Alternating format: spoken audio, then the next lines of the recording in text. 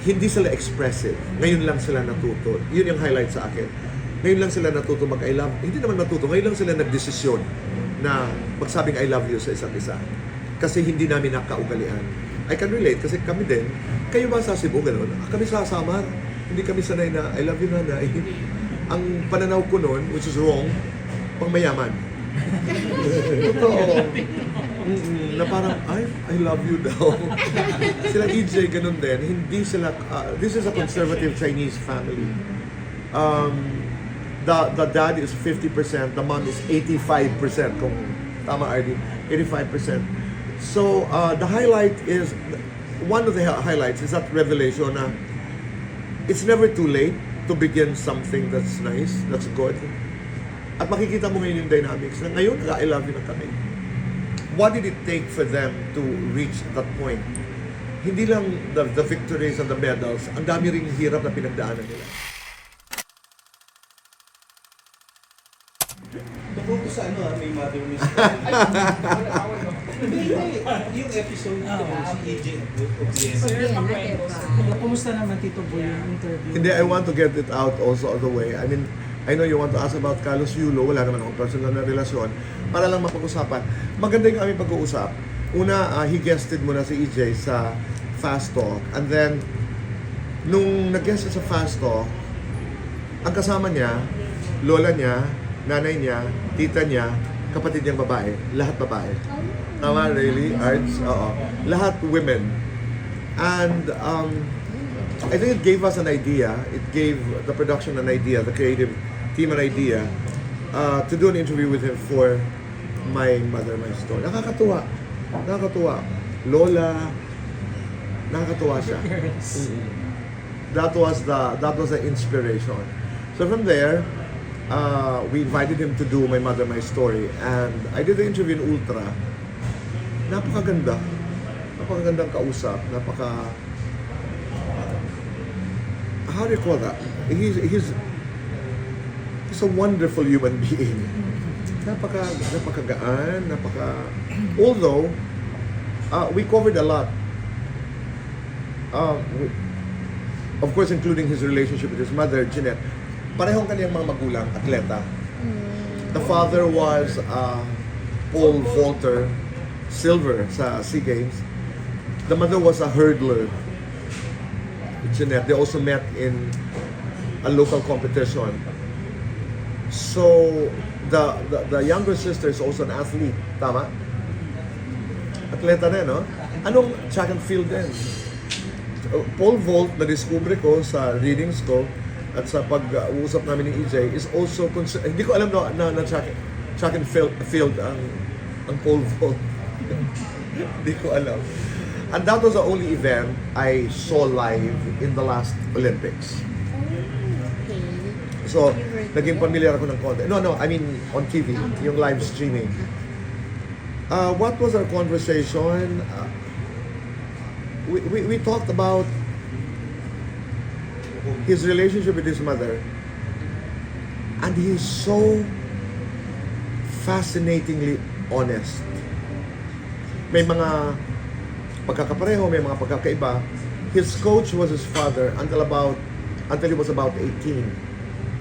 His mother was always on the sidelines, but he got involved in a controversy that medyo strained the relationship. Tinanggap niya, nagalit siya sa kanyang nanay. Correct me if I'm wrong, nagalit siya, nagtampo siya because the mother was working for Patafa. I mean, let's be, it's on record naman eh. Nag-advance for his allowance, a certain amount, but it's a done deal. I mean, it's just a story of the past.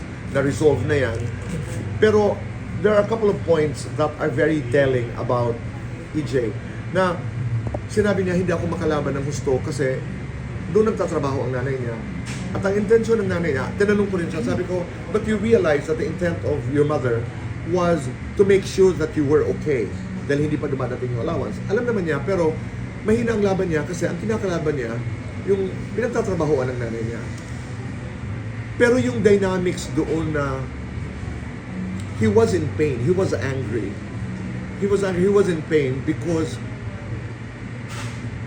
he didn't commit a crime. there was a point when I think it's also by law ng sports commission, I'm not very sure, but a lot of people were encouraging him na go for mediation para mas tahimik. Ayaw niya.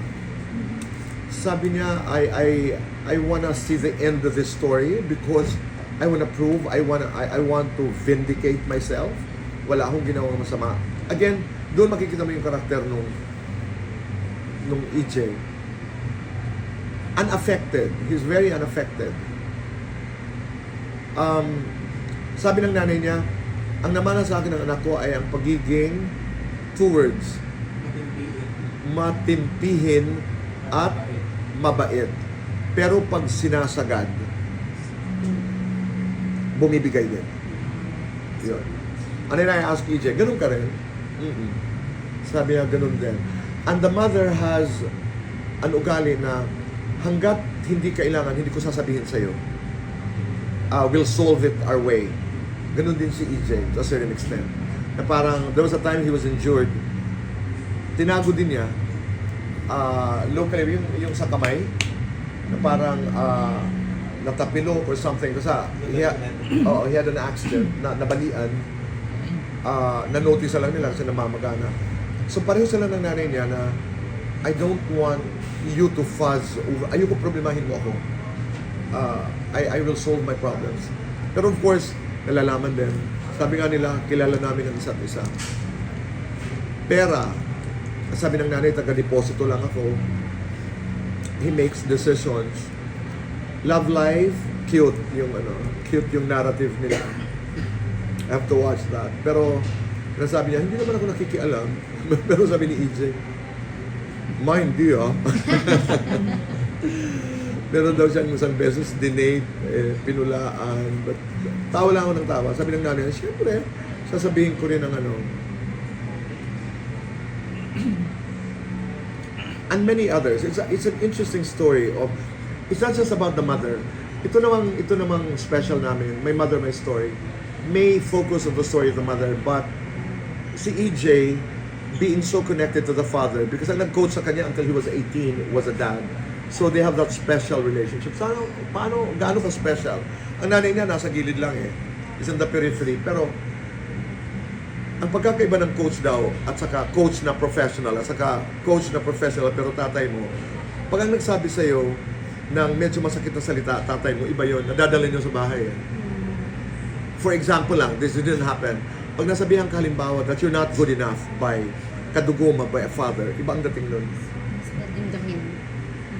At nakaka-apekto. Siyempre, kakain kayo magkasama. How do you actually behave in a situation like you are in front of your father who coached you in the afternoon. So, mahirap yung dynamics. Tito Boy, what would you say yung highlight ng conversation niyo?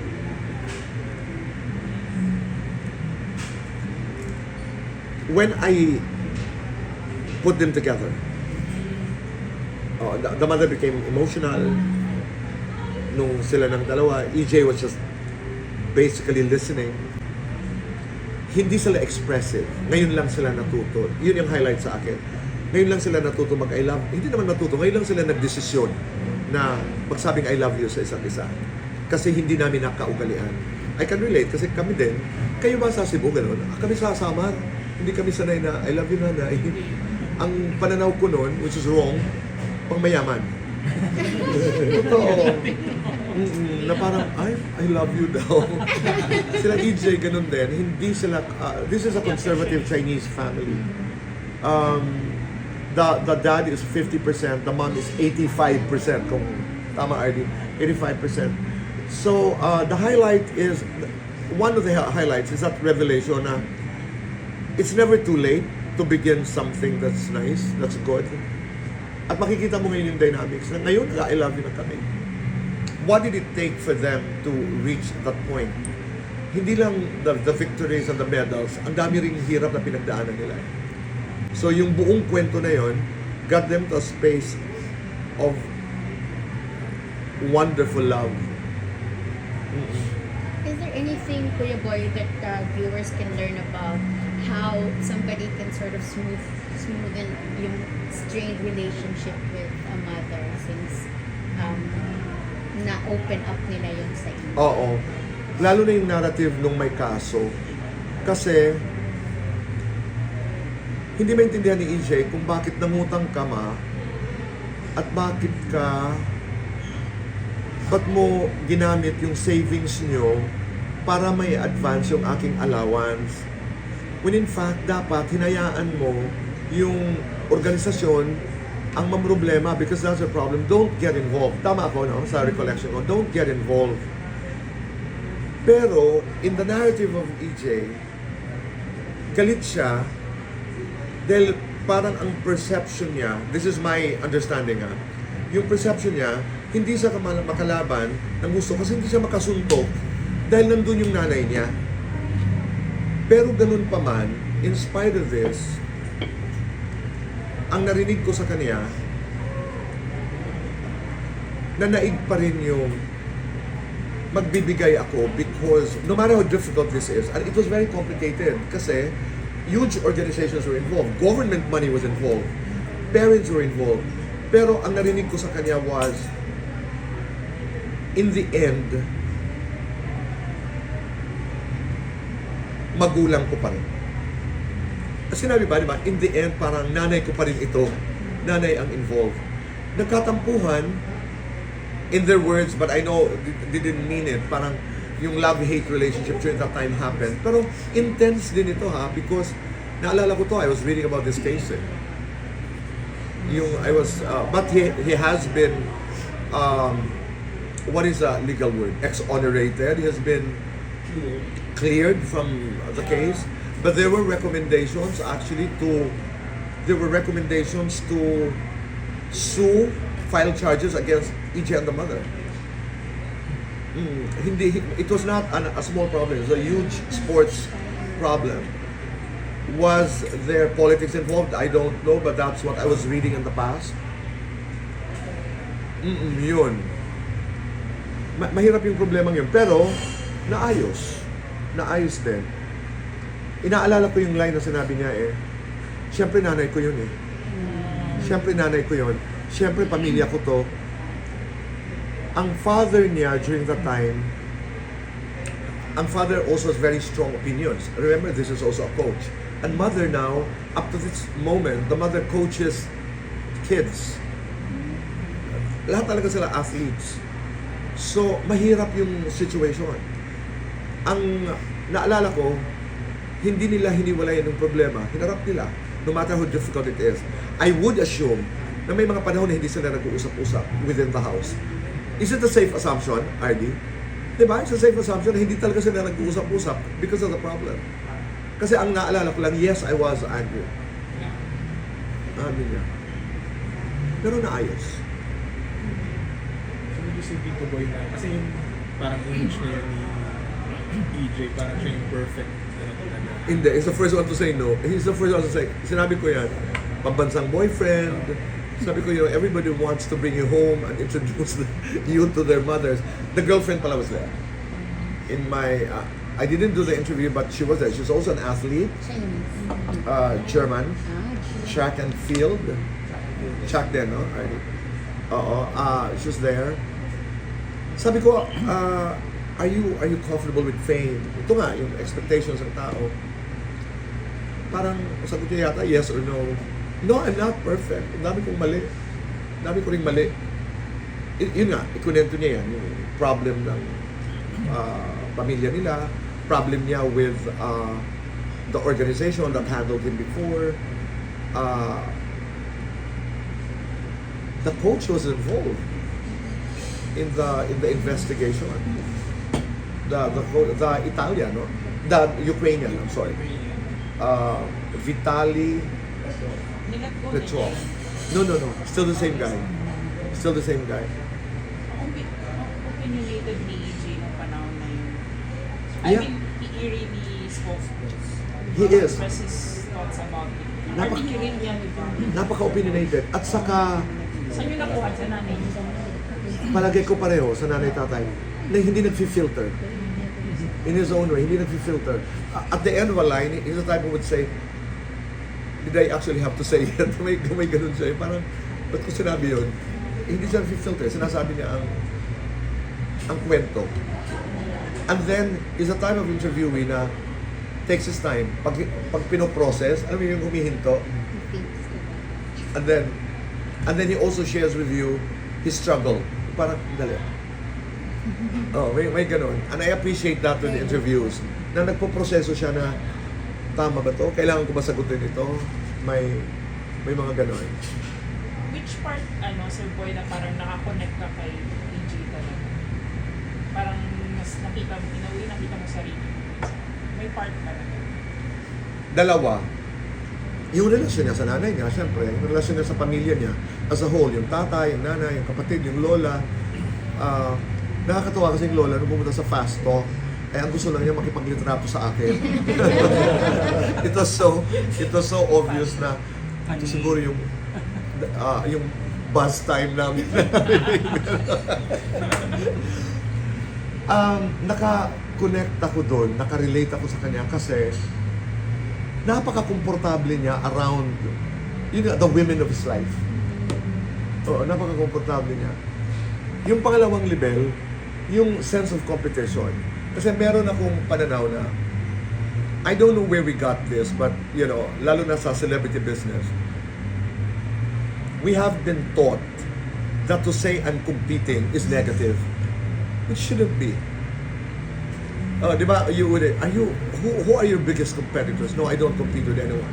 I compete with myself. That's fine. Really fine. I understand that. But meron kasi siyang tacit declaration na if you say I'm competing against, parang negative, hindi maganda.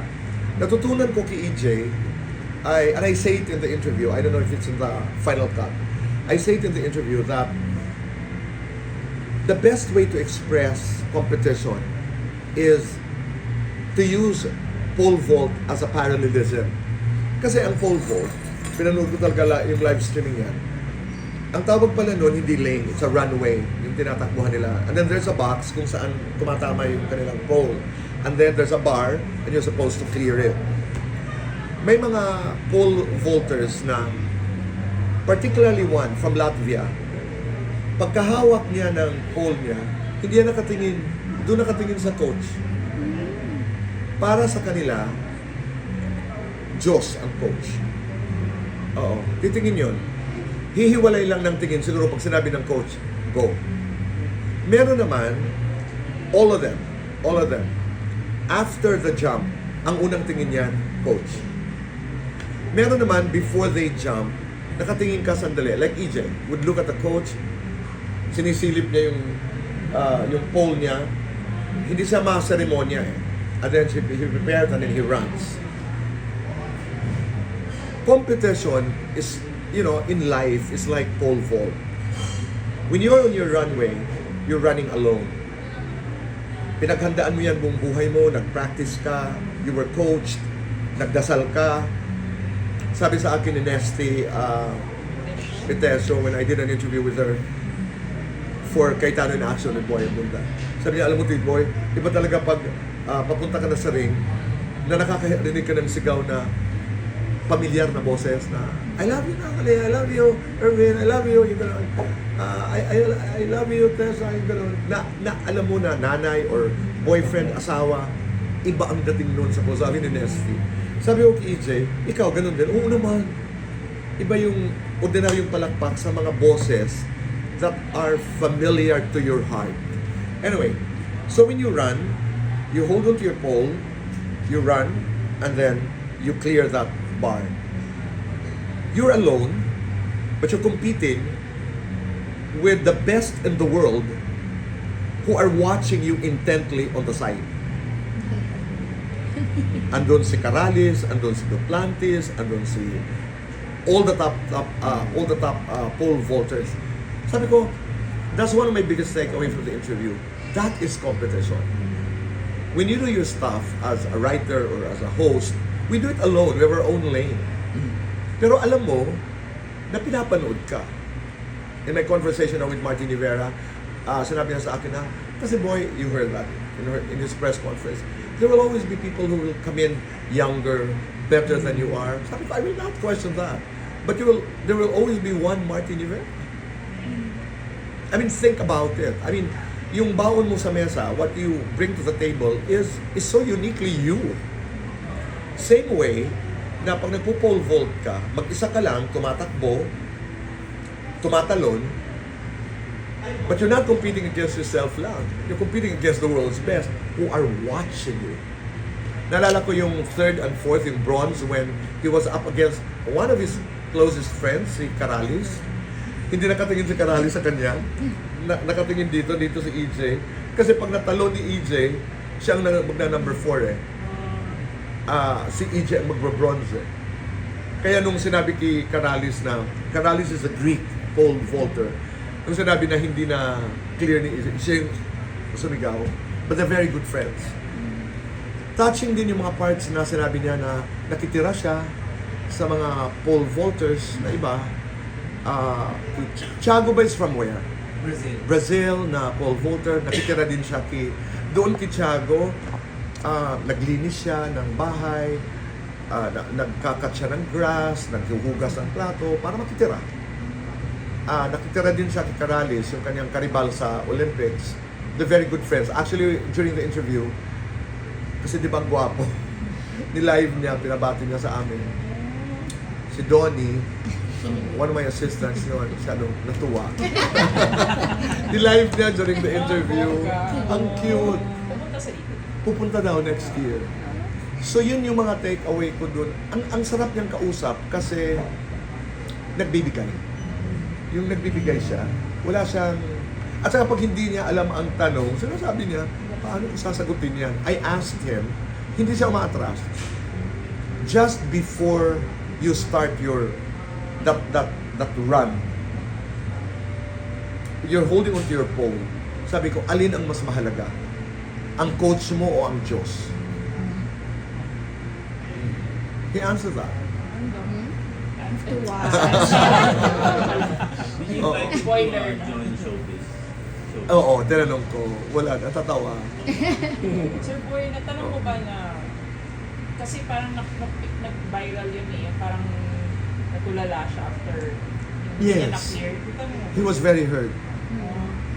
One of the worst places, if not the worst, in the Olympics is number 4. Kasi he was number 11 in Tokyo. Remember? Kung 8, halimbawa, okay lang eh. Pero yung ganyan na lang kali. Ang sakit nun. Kasi parang ano lang siya, natulala lang siya. Ang sakit nun. Ang sakit nun. Pinush ko rin yung... Kasi there's this collective feeling of a lot of Filipinos here and abroad na sumubo ka sa 2028 ha, kaya mo pa. Kasi si Bubka, one of the world's best, no? Nag-peak at 35 eh. He will be 32, 33 in 2028. So pwede eh. Pero he's not definitive about it. I don't know where he's coming from. Pero siyempre, minamanage din siguro niya yung expectations ng sarili niya. But we talked about it. From the mom naman, Kuya Boy, kunwari, na-disappoint yung anak mo ng ganun. You know, that's such a, I mean, did she tell you how she dealt with it? Ganda nung naman? quote niya. Okay. Right after he lost, and then they had a chance to talk, sinabi ng nanay niya, ang ganda ng quote, pick up the pieces, learn from them, and move on. Exact quote yan ng nanay, na sinasabi rin ng kanyang nanay sa mga young athletes na tinitrain niya. Pick up the pieces, anak. Learn from them, and then move on. May mga nakuha rin po siya, di ba, from nung umuwi siya. May mga nakuha siyang cash, na... Marami. Ano daw ang plano niya? He's gonna be back in training, pero may injury siya ngayon eh. May injury siya. He's waiting for it. Sabi ko, anong gagawin niya? Akala ko yung gagawin. Yung pala, rest lang until it goes back. So he's gonna go back to training. And marami pala silang mga sinasalihan, yung mga world something. Kasi he's number 1 in Asia. He's number 1 in the SEA Games. Number 1 in the Philippines. So, tapos may mga world qualifying something. He's ranked number 3 now in the world. He used to be number 2. Oo. He's ranked number 3. He is very, honest. Sabi niya, hindi ako natatakot kay... No, the number 2, the American. Kendricks. Hindi ako natatakot dito, boy. He's good. Pero, he's good, pero hindi masyado madiskarte. He used the word he's number 2 in the world now. Mentally strong, but he's not. Yun. Ano yun? He's mentally strong. He's mentally strong, but he's not. As strong, physically. Athletic. Ganun siya ganun siya ka upfront. Oo. Sabi niya, si Duplantis hindi siya tao. Ano nga, other world. The nicest guy in the world. He flies. Kasi di ba ang record niya ngayon is 6.26 yata. Si Duplantis. But, ang nakaka-proud, natalo pala niya si Duplantis 2 beses. Kaya nga. Kaya. Di ba? Ito, sabi ko kaya. He beat Duplantis, pero he was very humble about it. Parang, he didn't use the word chamba, pero, ang tawag niya kay Duplantis ay generational talent. It's the era of Duplantis, of Mondo. Panapanahon. So palagay ko kahit si EJ, alam niya kung saan ang gusto niya. But he's aware. He's very, very aware. Kasi ako nung nanonood ako nung pole vault ng Olympics, grabe talaga yung Duplantis. Di ba yung lumilipad? Lumilipad talaga. Parang relax din siya. Yung 2 beses na hindi niya nakuha, when he was trying to beat the 6.25, di ba, 3rd attempt na nakuha. Grabe nadidisappoint siya, pero parang gusto ko ulit gawin, yung gano'n, iba. At saka yung leap niya, na papunta na sa langit. Aware sila, EJ. And for a competitor like EJ, with that kind of a mind, with that attitude, winner ka eh. Wala siyang ilusyon.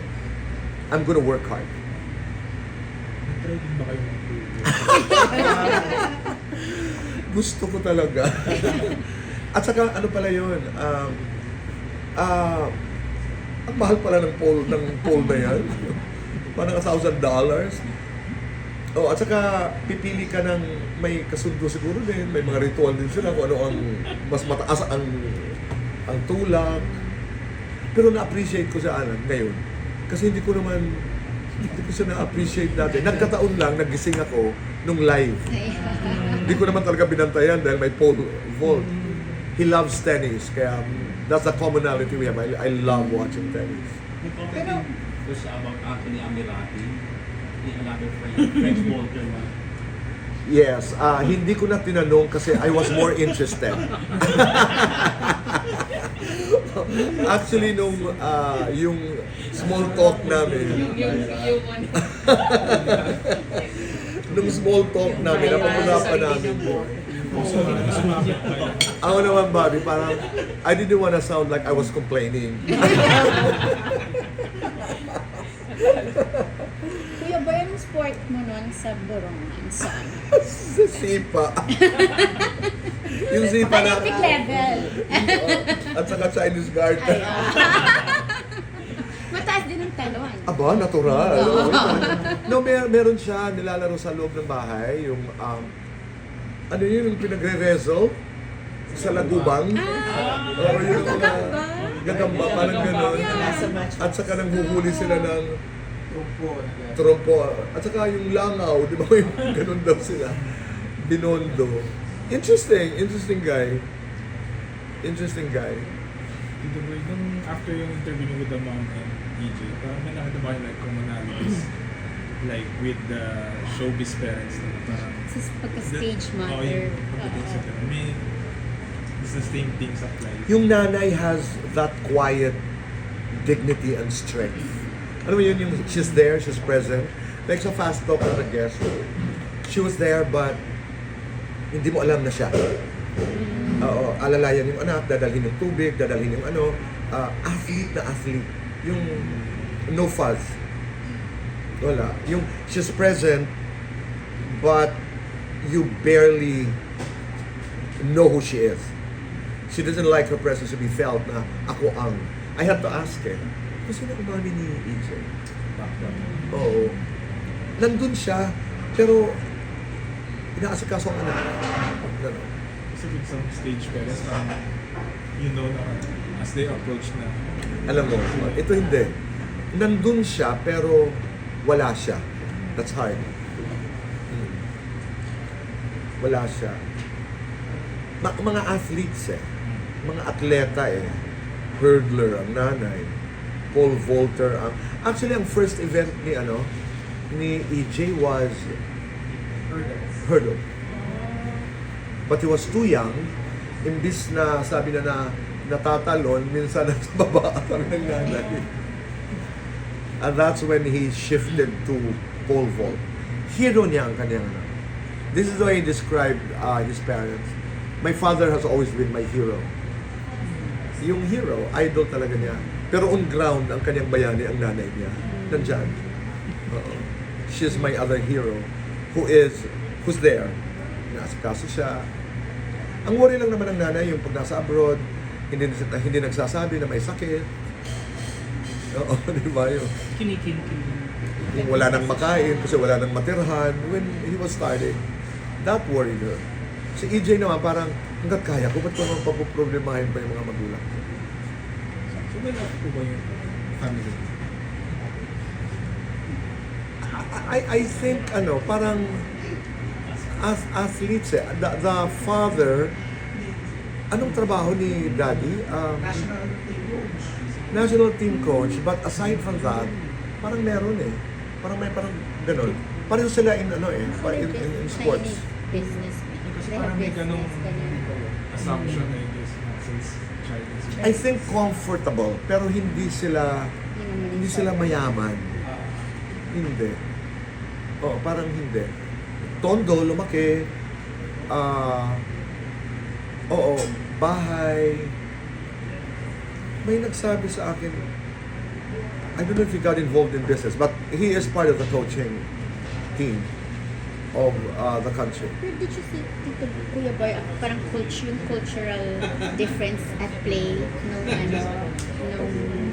mother being Chinese?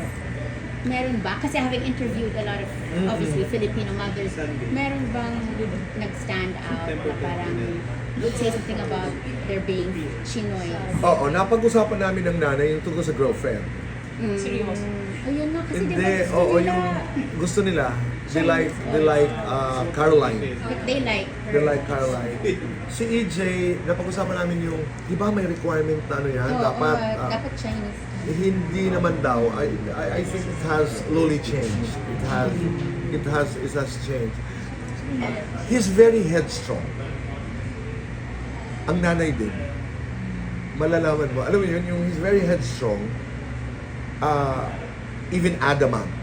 Pag may pinaniwalaan, kahit sa interview I'd push him a little bit. Alam mo na, ito lang ako. Pareho sila. Para hindi mag-clash, kailangan talaga mas sobra ang respeto at pagmamahal nyo sa isa't isa. Otherwise, you'll clash. May tanong si Jessica.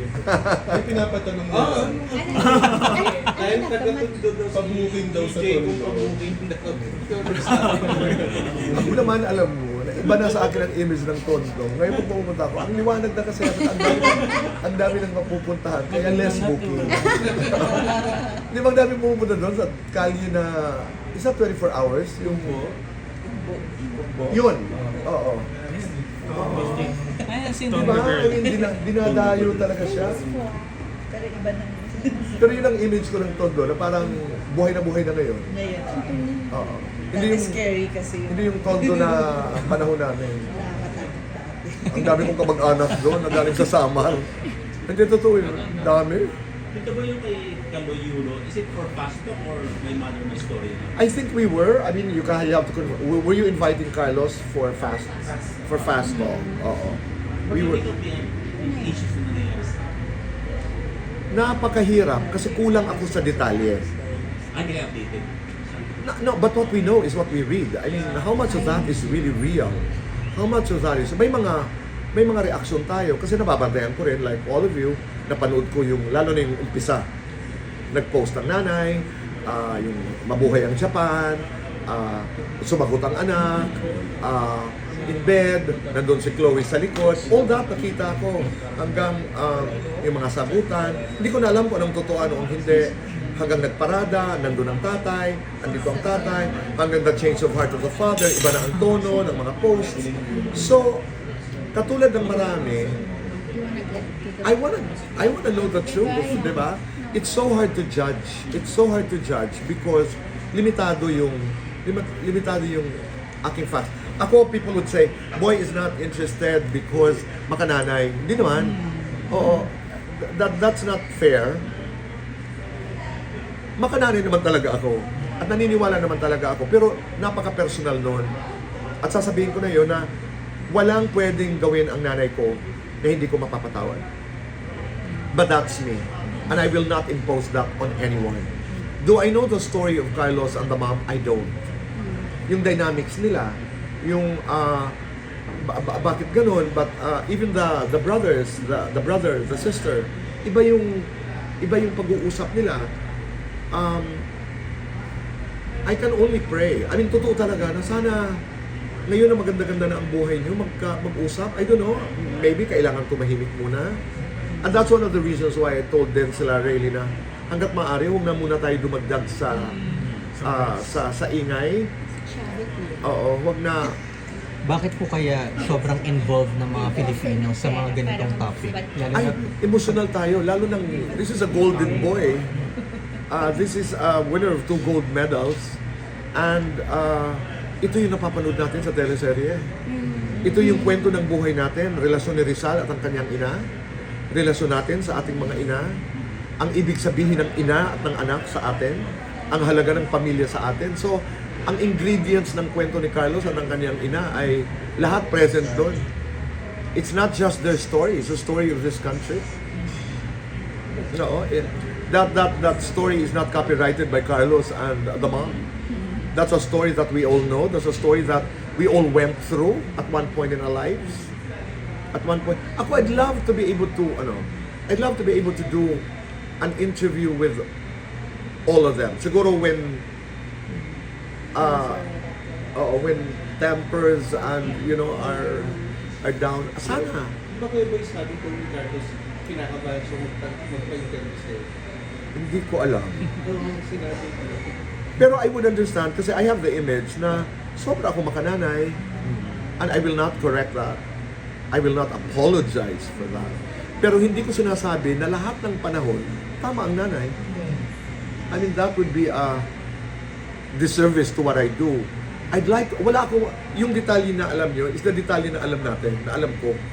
And I don't think the details that I know are enough to make me issue a judgment or hindi ko masyadong, kasi ang dami kong tanong, anong trigger nung posting ng nanay? Ano ang trigger nung pagsagot ni Carlos na nandun si Chloe sa likod? Ano yung, di ba? Correct, nakita ko yun eh. ano yung udyok yun? Ano yung nag-udyok sa kanila na maging publiko yung, at a time in their lives when so much has become better. Di ba? Yung ngayon pa, hindi ko maintindihan kung bakit why do you have to go public with ibibenta namin ang bahay na ito kasi gusto namin isoli itong pera kay Carlos. I don't even know if it was true, but I saw it. Yung dynamics, di natin alam. I mean, to be fair to them, I don't know them. We don't know them. Pero ang judgment natin is based on limited information. Di natin alam eh. Sila ba yung tipong nag-aaway na after 2 months nagkakabate? Ano ba ang nakita ni Carlos sa mga magulang? Gaano ba talaga kakilala ng nanay at ng tatay yung kanilang anak? Ang dami eh. At saka ang discomfort nang gagaling doon sa bilangan na hindi tayo yun as a culture. As a culture. Parang, I don't know if it's bad or good, pero yung lahat ng napanalunan ko, napunta sa kanila, lahat ng ganito. Ang isa naman, lahat ng deposit slip, meron akong pruweba. It has become an accounting problem. which is, I think, totally unfair. And I'm not saying tama ang isa, ha. I'm not. Hindi po kaya ang public din ang nagmamagnify? Oh, because you offered it to the public. They open. I always take the side of the public in discussions like this. Kasi kung hindi mo in-offer, paano naman natin malalaman? I mean, it started, for example, tama ako ha, correct me if I'm wrong. It started with the post of the mother and people wondered why she was rooting for Japan. Ngayon, hindi naman natin alam anong nangyari sa Japanese coach and Carlos. I suspect may kinalaman. Siguro may disgusto ang dami nating speculations doon, di ba? Pero doon nag-umpisa. Di ba? Ako doon ko unang nalaman na parang, why is the mother actually... I had a chance actually, I'm saying this for the first time, I had a chance to speak with the mother by accident. She was with a friend of mine. I have no liberty to reveal who he is, but she was with a friend. Tapos binigay ang telepono.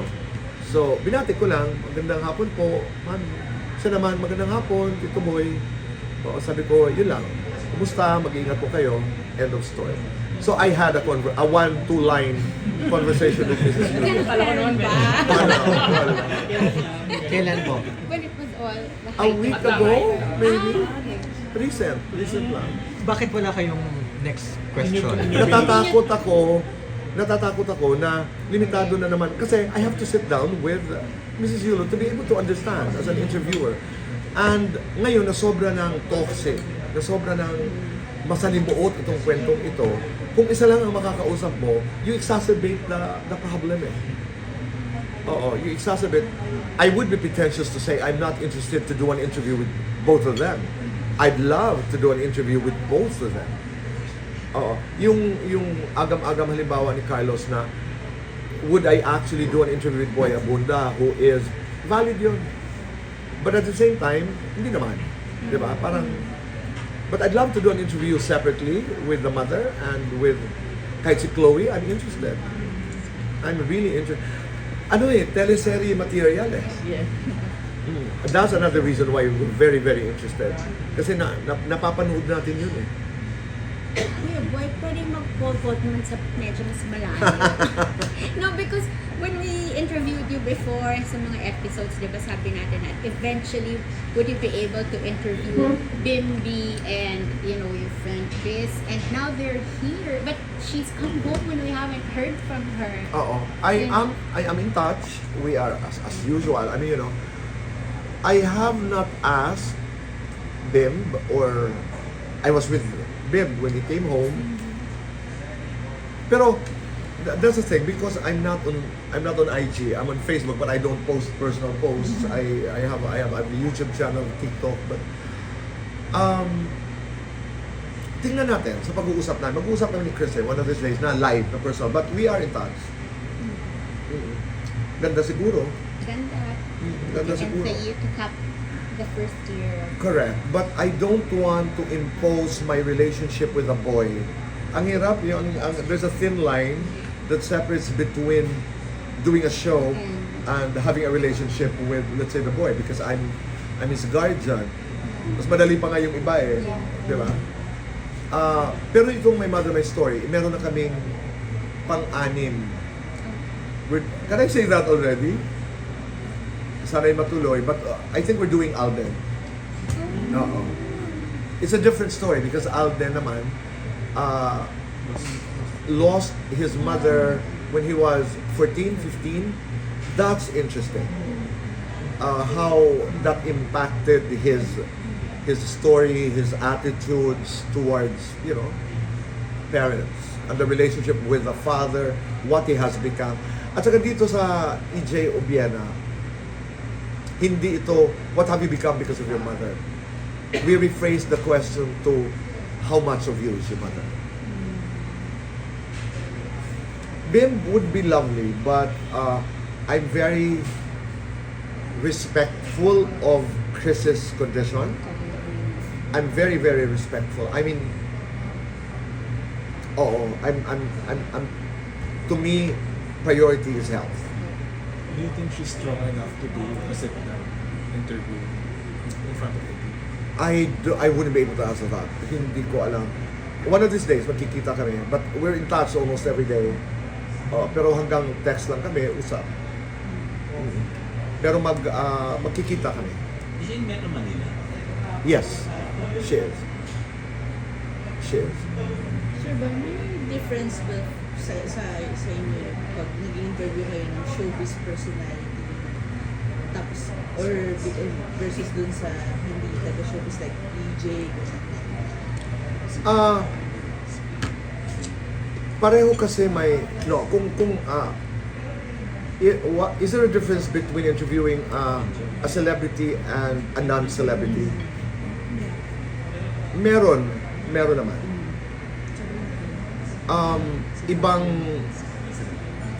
Ibang tools ang gagamitin mo eh.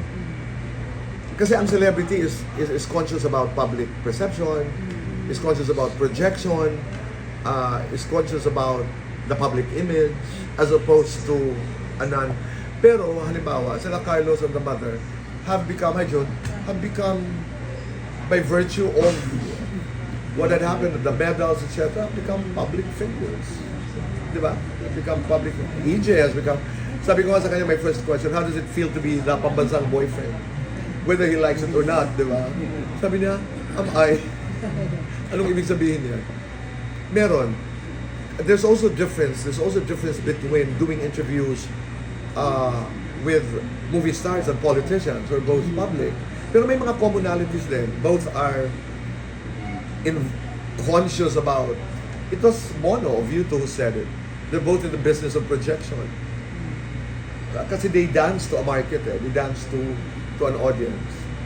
So, tayo naman, cognizant of that mastery of dealing with the public. Alam natin yun eh. You guys have done it a long time. Alam natin kung pakaliwa, pakanan. So, nasusundan natin. So, Tito Boy, itong My Mother, My Story, sabi mo mga 6 episodes na. Aside from yung mga nabanggit kanina, sino pa yung mga interested kayo sa Madami sana kami eh. It would have been lovely to do Marian Rivera. Diba? It would have been lovely to do Jen Mercado. Madami. Pero my contract for My Mother, My Story as a special covers 6 episodes. Can we extend? Posible naman siguro. Depende sa GMA, depending on our bosses. But it has been doing very well. And it has gotten very, very good feedback. Kung sakali kong na-extend, mag-limit po ba kayo sa celebrities pa rin? Would you tap? Palagay ko, para makalaban. Oo. Kasi doing a show is not just text. It has to sell. I'll be very honest. Next year's election. Year, papunta ako dun. Baka Ang daming my mother, my story. Tito Boy, are you aware kapag politics na?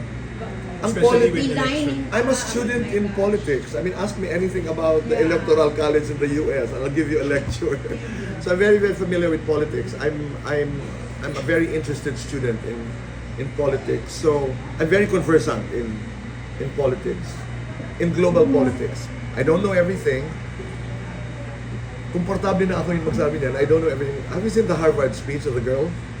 Si Shutri Kumar. She was one of the 3 students in Harvard. Usually they choose 3 students to deliver a speech in the commencement. One was chosen. She is an Indian-American girl. Ang kanyang speech ay the power of not knowing. Ang ganda. You know, not knowing is the beginning of knowing. I used to talk about it. Not knowing is the beginning of probing. Not knowing is the beginning of wanting to ask the questions.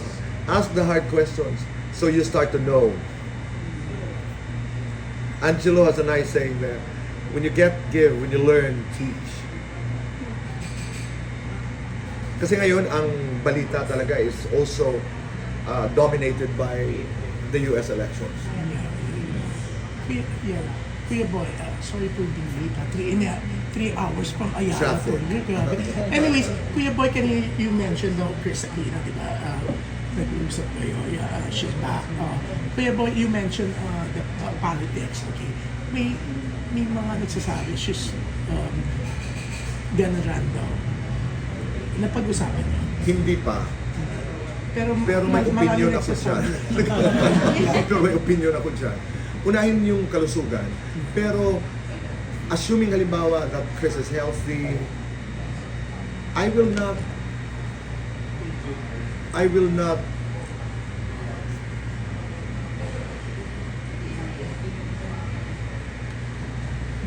talaga naghahanap ng word. No, but Chris is an Aquino. Yeah. Di ba? Kung malusog lang yan, she may. Ang problema lang namin ni Chris ngayon, hindi ba kami nagkakaharap? Lahat lang kami, phone, text, there are things that you can talk about, using your phones. But sana nga magkausap na kami. But we're in touch. Ngayong hapon lang, we talk. She's not accepting visitors. I'm sorry? She's not accepting visitors or... I don't You think just haven't so had the yet. chance. Ako rin ang may problema ng schedule. So, we set up a date already, pero hindi ko pa alam kung But I'll share with you a story. I had a conversation with Bim. Sana tama ha, pagkaalala ko. Younger, when he was about, 15, 16? Parang we talked about it. Parang, I don't know if it was me or Bim who said, 30 years from now or even less, I don't know if I was the one who said, do I see you in politics, Ben? Parang gano'n. Ito yung tanong na, it didn't shock the boy. Parang, maalala na, ngayon lang kasi ako natanong, I don't know if he said, I don't know, why not? Or something. This is an Aquino ko thing. Chris naman, kung healthy si Chris, I wouldn't discount the possibility. I wouldn't.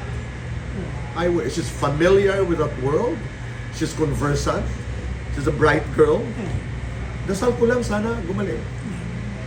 Si Rofi ba nag-defend na? Hindi pa. Sa thesis. Hindi pa, di ba? I'm supposed to be in the panel. Anyway, yeah. But according to one of the doctors of Chris, she's getting better. Sana.